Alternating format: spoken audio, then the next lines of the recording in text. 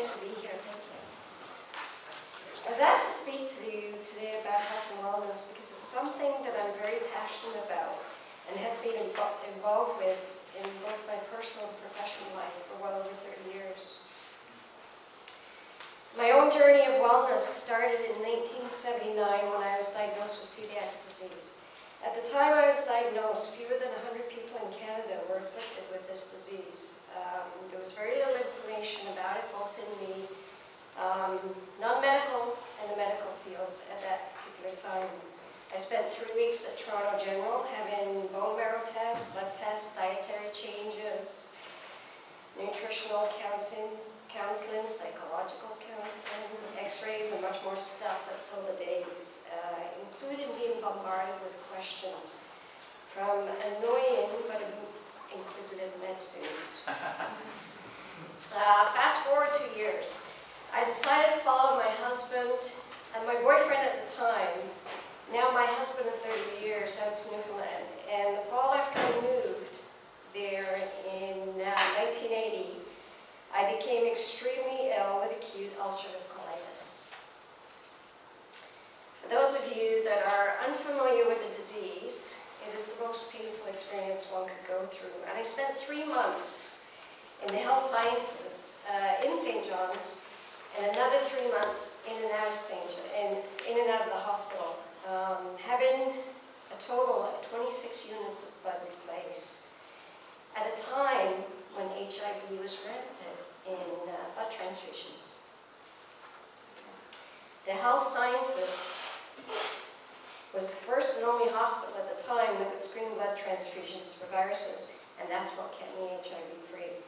I lost 40 pounds in as many days. I weighed in at 80 pounds, fully clothed, became toxic to my medications, developed antibodies and side effects and from the blood transfusions and drugs too numerous to mention, among the hallucinations, which also added to the complexity. They had to infuse me with potassium because my heart was having such a hard time keeping going, and my body was slowly beginning to shut down. While at the health sciences, I developed a friendship with a young woman of 18 years old. I was still quite young myself. She had leukemia. We talked for hours leaving the hospital when we were strong enough to go for walks and missing many tests, but for some reason the staff didn't seem to care.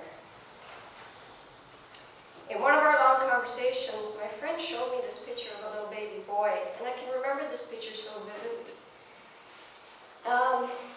She told me this was a picture of her baby, and it was her son at the time. He was only 8 months old. She was losing her battle to her disease and was leaving her son. Remember, she's 18 years old. She was leaving her son to her parents as a legacy from her. She was very close to her parents, so she knew he would be taken care of quite well. And she just died shortly after. She died shortly after, probably about the 2nd month I was in and out of hospital. And when she died, she left me with the courage, grace, and determination to continue the next leg of my journey. In order for me to become well, I needed to have surgery. It was a surgery I fought so hard to avoid, and originally finding it difficult to look beyond surgery and not having the courage to continue on that path. But after my friend had died, I realized how important it was for me to move beyond my fear and not be stuck and to focus on things that I can control. I experienced a tremendous amount of pain for a very long time, and it was that time that I faced my fears to create the peace I needed inside. I went ahead with my surgery, had my large colon and rectum removed completely, had a permanent bag placed on my abdomen, and the long recovery and an ileostomy was the start of a new confident me. My body started to heal as my weight started to increase slowly, and I was written up in medical books yet again and answering questions from annoying and inquisitive med students yet again about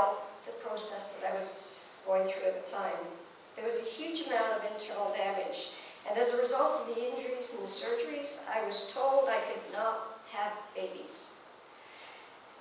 My greatest achievement.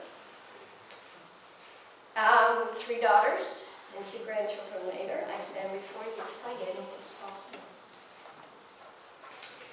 Fast forward 15 more years. I had read about a surgery that would rebuild what bowel I had left, and decided to research and talk to Dr. Zane Cohen at Mount Sinai Hospital here in Toronto. He was head of the program, and I believe he still is. He agreed to do the surgery, and I was admitted in the summer of 1994. Dr. Cohen said it would take 1 5-hour surgery to rebuild my intestine, and he explained about the possibilities and complications of being healthy and fit. I figured I'd sail through no problem. 4 5-hour surgeries later, and 7 months, we finally got it right. After infections, bowel collapses, losing even more weight, being allergic to more drugs, toxicity to more drugs, it was complete and totally successful. Life was great. My family, very incredible. I had a Newfoundland dog at the time who would not leave my side until I was completely healed. And that's not the end of it. Fast forward quite a few more years, another 10 years or so, 15 years or so. Since I've been little, I've always had this love of horses, and I've always had horses growing up and in the teenage years and the adult years. Last summer, I also show jumping competitions and various heights, various competitions. Last summer, I was in a competition, and it rained the night before and the morning of the show. My horse and I were gelling together. We were doing an amazing run on the first couple of competitions. The third competition happened to be a speed class. And I needed, in order to make a very tight jump and a high jump, I actually had to make a really tight turn to the right-hand side. When I did this, the slip footing underneath, my horse caught and slipped, and his back end went down. I was still on him because I had really, really strong legs, so I never let go.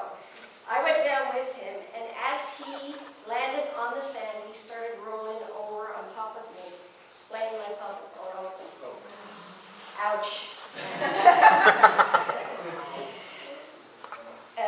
It was quite painful.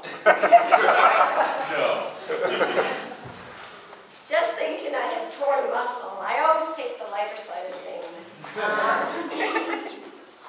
I asked my husband to drive me to the hospital. I actually made it from the arena into the car to get to the hospital on my own. I didn't put my right side down, my leg down though. I arrived at Uxbridge Hospital and then went through the emergency triage, found out I had broken my pelvic bone in 2 places. Neither Uxbridge Cottage Hospital or Markham Stouffville Hospital do not deal with pelvic traumas. So they sent my care to Sunnybrook Hospital, who deal with back and spine and pelvic traumas. And because I was very fit at the time, it actually kept my bones in place. So Sunnybrook didn't feel the need for me to be transported over to Sunnybrook. They actually cared for me via satellite in Uxbridge Hospital.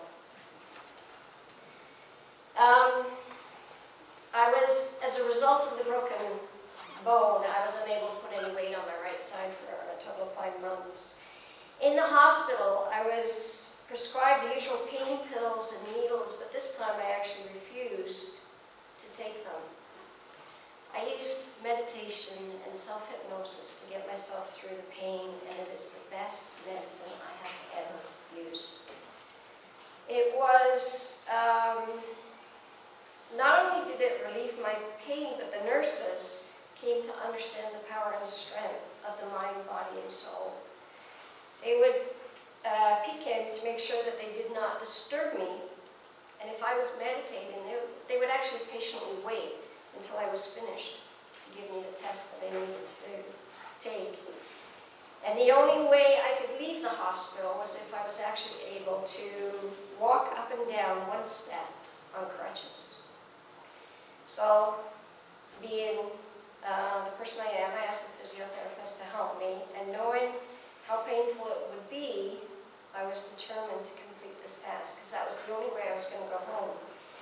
It was a matter of time. I also knew it was a matter of time before the pain would go away. So there was an end to this delirious thing of hope there, really.